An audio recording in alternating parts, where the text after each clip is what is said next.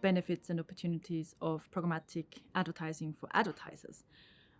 It's all about data, and advertisers now being able to leverage huge amounts of data, which gives them more relevancy and gives their ad and media buying more relevancy, meaning they don't have to make the decision on their own of which ad or which impression to buy on a website, but rather have an automated system do the hard work for them. We can take much more granular decisions on every single ad opportunity, which gives us much more control.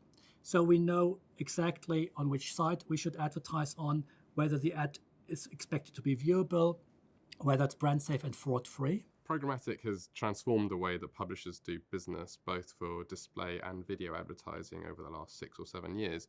It's brought about some great opportunities and benefits, and also, of course, some challenges.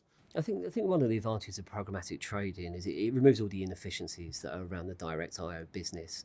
So now we're able to fully automate the process. 100% of our revenue used to be from direct IOs. Now we're at a position where 20% of our revenue is now coming from programmatic/automated channels. So it's a completely different kind of revenue stream for us. What it's also allowed for publishers is the ability to transact with far more different clients than they would have done in a pre-programmatic era. We see a much greater diversification of where demand comes from, both in terms of the verticals and in terms of the size of the brands. The way we used to work years ago is the price was the price. It stayed the same price whether it was the 1st of January or the 31st of December. So programmatic enables us to bring in a real-time pricing strategy. So it's based on kind of supply and demand on the here and the now. So we're able to change our floor prices on an hourly, on a weekly or on a monthly or on a yearly basis, depending on what we're seeing from the market. And then obviously we're able to then get that programmatic demand at the right floor price to compete with our direct business. So the more pressure that we put on our direct business, the higher ECPM that we return across the overall business. With this increasing amount of supply available, publishers can easily become commoditized. They can just be viewed as another source of advertising inventory for a buyer. And I think that one of the great opportunities going forward is how does a publisher better differentiate themselves, and what do they have which is unique to them, and how can they present that to the buy side? And that could be somehow proving the quality of the ad experience that they deliver because of their editorial content. It might be demonstrating the contexts in which they are serving ads are incredibly specific and accurate to the needs of a specific brand. Or it's, of course, the uniqueness and quality of the audience that they possess. So all of those kind of key 3 pillars provide great opportunity for publishers to win in the programmatic space. But one component that's very important is not only the data and the technology, it's the people. It's like a Formula One car. It's a very powerful machine, but without all the engineers around it, all the specialists, and a very good driver, that machine is useless. So if you want to win a race, you have to invest into people, and that's sometimes overlooked when we talk about programmatic.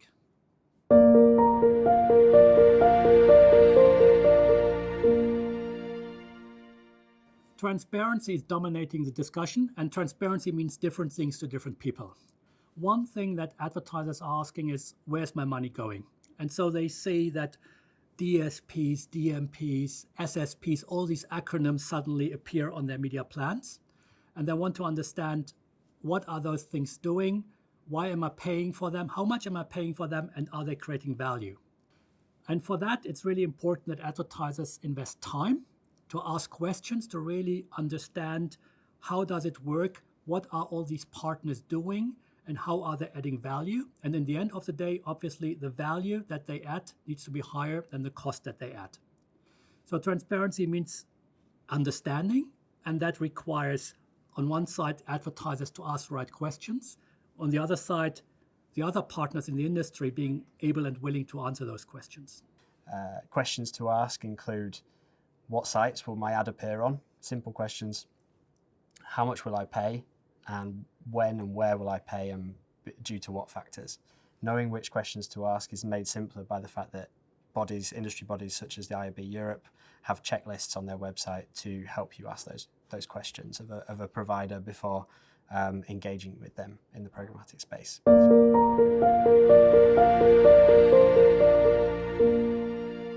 So I think probably the major challenge that's gone through the industry in the last year has really been around media quality.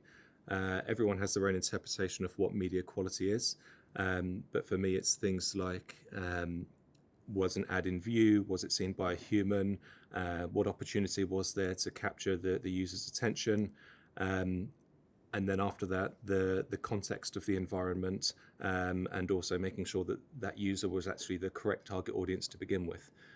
But it's become very challenging in today's world because there's a proliferation of things like fake news.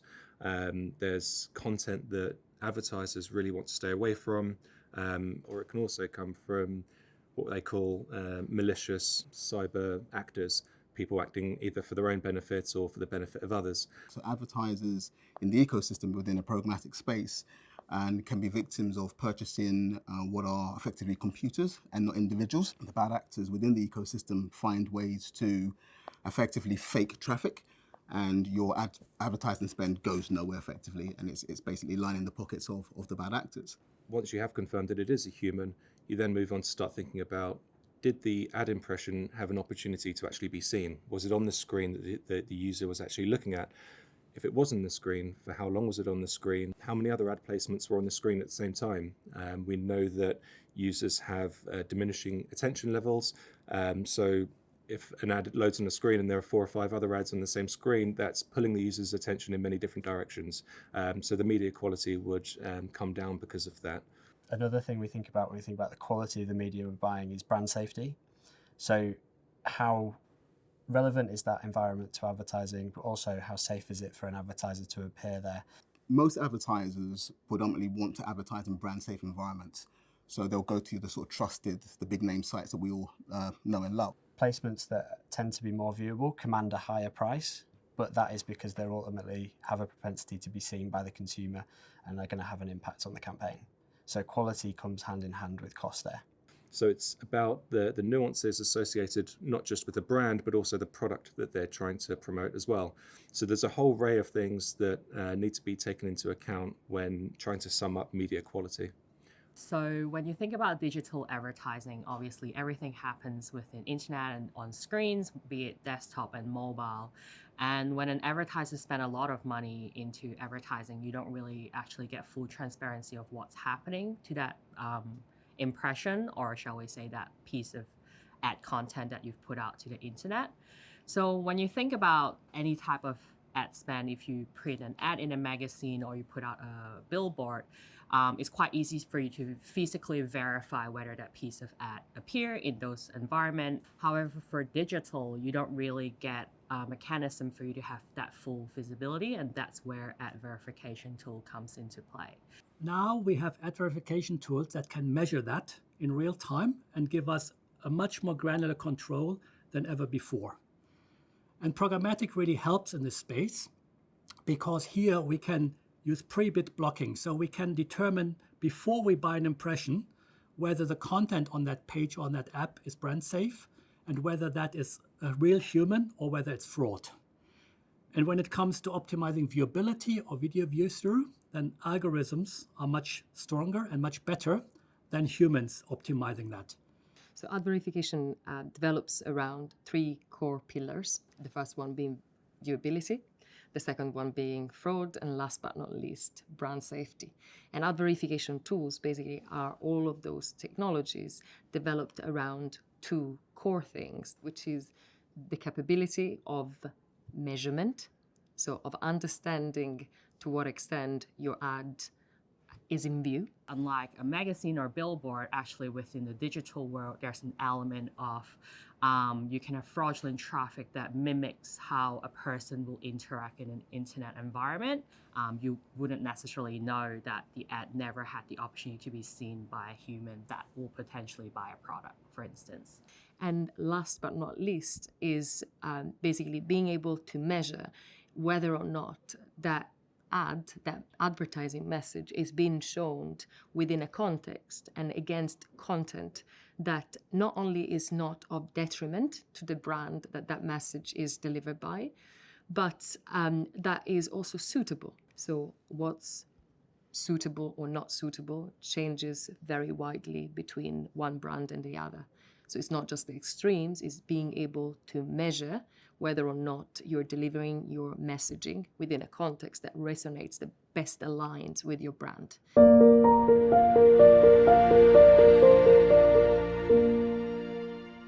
Walled gardens control the whole experience, and they allow advertisers to bring their own data and to activate that data within their controlled environment, but they don't allow advertisers to take data out.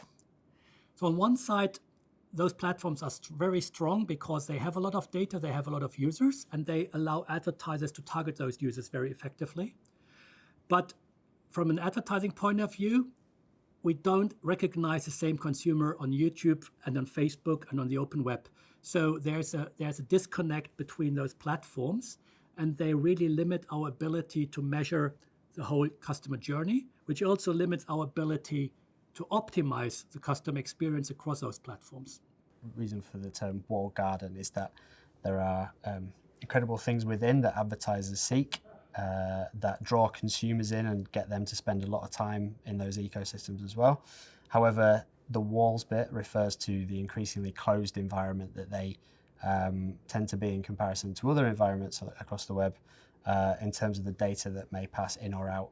The benefits to advertisers of walled gardens are many, must be said. Often people logged in within those environments, they build up a real picture for who we are and what we do and what we're interested in. And in many cases, what's really attractive to advertisers from a walled garden perspective is that knowledge of where someone is in the marketing funnel. So are they still considering what they're going to purchase, or are they very close to making that purchase decision? The limitations for advertisers of walled gardens are the fact that you are going to find, much like that consumer, that the benefits are when you move around the different apps that walled garden operates within, the different environments, sites they own, whatever the kind of part of the ecosystem it might be. But then when you come out, they don't often offer the ability to port that data with you into other environments.